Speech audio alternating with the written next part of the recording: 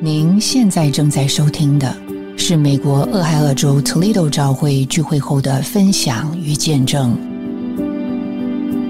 今天要和您分享的题目叫倚靠的独立宣言。美国的独立宣言是影响人类历史的宝贵文献，它宣告了当时北美的13个英属殖民地向着英国的独立，可以说是美国最重要的立国文献。文件开头的几句更是被人津津乐道。我们认为以下的真理不言而喻：人人生而平等，造物主赐予其若干不可剥夺的权利，包括生命权、自由权和追求幸福的权利。我们被告知政府是为保障这些权利而设立的，政府的正当权利来自于被治理者的认可，所以我们习惯性地用这些来宣示人权、改革体制。然而，最近主在教会聚会中对我们的说话，让我重新思考这份历史文献产生的背景和那些立国的先驱们起草这份文件的初衷。进到这些先驱们的思想里，我发现这样的宣告并非为了建立一个新的、更好的系统来治理国家，也不是表面上的强调人有为所欲为的权利，为了反对压制而宣告的独立，而是谦卑的、完全的回到对造物主的寻求和依靠而产生的发表。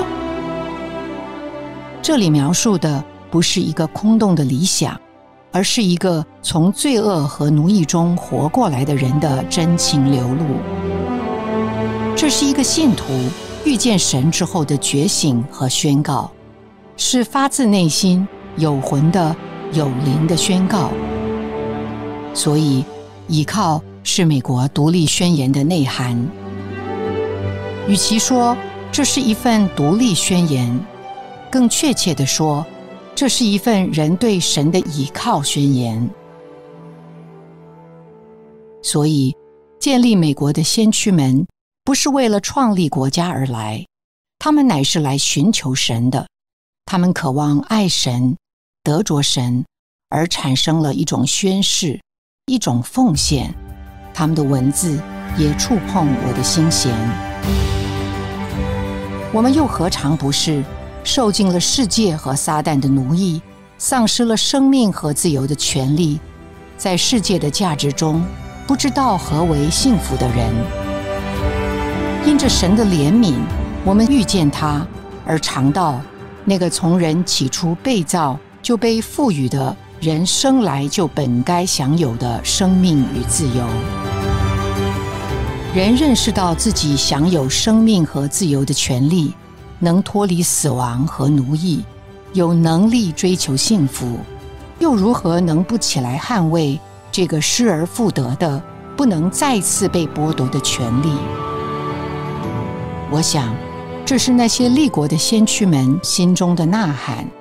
也是一切尝过救恩滋味的信徒心中向着神的倚靠和向着罪、己、世界和撒旦的独立宣言。